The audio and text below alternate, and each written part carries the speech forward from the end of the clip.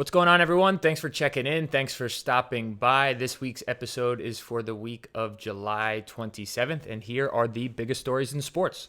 After a long wait, baseball is back, and it is dominating all the headlines for good or for bad. It's a shortened season, new rules, different feel, but above all else, it's baseball, and we are excited to have it back in our lives.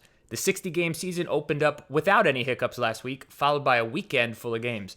It gave sports fans a sense of normality again, until the reality of 2020 set in on Sunday. News broke out of Philadelphia that 4 members of the Miami Marlins tested positive for COVID-19. This was prior to the start of the rubber game against the Phillies, and while those players were put into quarantine, the game was still played. The Marlins actually won the game 11-6, but what would transpire from there gave everyone around Major League Baseball a big scare. On Monday, it was revealed more Marlins players and staff tested positive for COVID-19. The number ballooned to as many as 17 total positive tests. With that, Major League Baseball was officially in their first COVID-19 crisis of the season, unfortunately, something they don't seem prepared for. The Marlins series versus the Baltimore Orioles was then canceled. The Yankee series in Philadelphia against the Phillies was canceled, and the "will the season be canceled" narrative crept into the minds of many around the sport. The Marlins had their schedule cleared for the entire week as they try to straighten out their situation. The Phillies remain sidelined out of precaution, but baseball is still continuing around the rest of the league. Will there be more issues like this going forward in baseball? Probably. In baseball, there is no bubble like there is in the NBA, NHL, and MLS. Those leagues have successfully kept COVID-19 out, which leads to the question, why didn't Major League Baseball implement the same kind of system? As is 2020, expect COVID-19 to remain a big storyline during the Major League Baseball season. Staying with baseball, we had our first benches clearing incident of the 2020 season on Tuesday night as the Los Angeles Dodgers did battle with the Houston Astros. A rematch of the 2017 World Series. You remember the Astros, right? The cheating scandal, sign stealing, the shaming, and the inevitability of hit batters in 2020. They were off the hook for a bit when the start of the season was delayed, but it didn't take long for that story to come back to life. Dodgers reliever Joe Kelly threw at both Alex Bregman and Carlos Correa on Tuesday, and while he didn't hit either batter, it actually ended up striking out Correa to end the inning. After the strikeout, Kelly delivered a pouty face to Correa on his way off the mound, which resulted in the benches clearing. No punches were thrown, Kelly wasn't ejected from the game, but a day later received an 8-game suspension from Major League Baseball. 8-game suspension in a 60-game season. For a little perspective, Kelly was involved in a fight against the New York Yankees in 2018, and he was only suspended 6 games. Baseball is clearly protecting the Astros, and they're not helping their reputation in the process. Not only did 0 Astros players face any punishment for the cheating scandal, they are now being given the immunity treatment, as any foul play towards their players will be met by a lengthy suspension.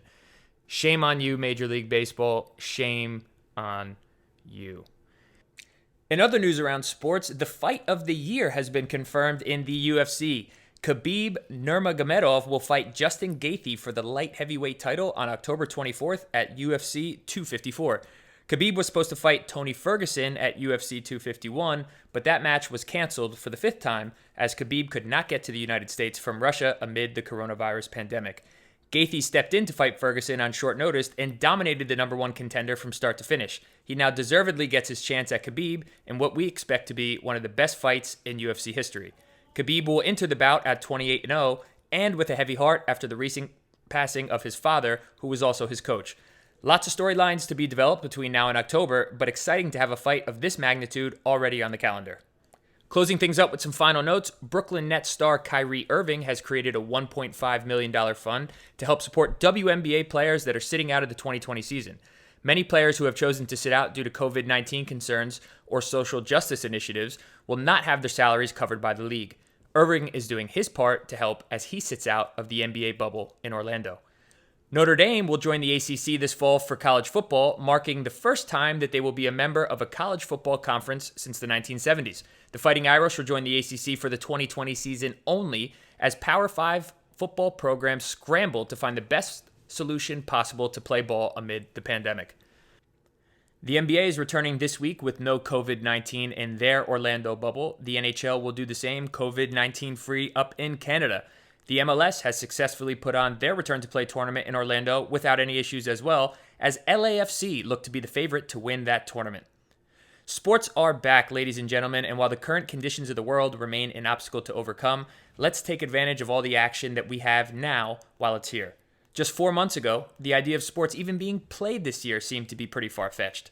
Now having our favorite leagues back in their arenas is a positive sign that things, albeit slowly, are getting better. If 2020 has taught us anything, it is to appreciate what we have and enjoy the little things along the way. So let's do that with sports. Have a great weekend, everybody. We'll catch you back here again next week.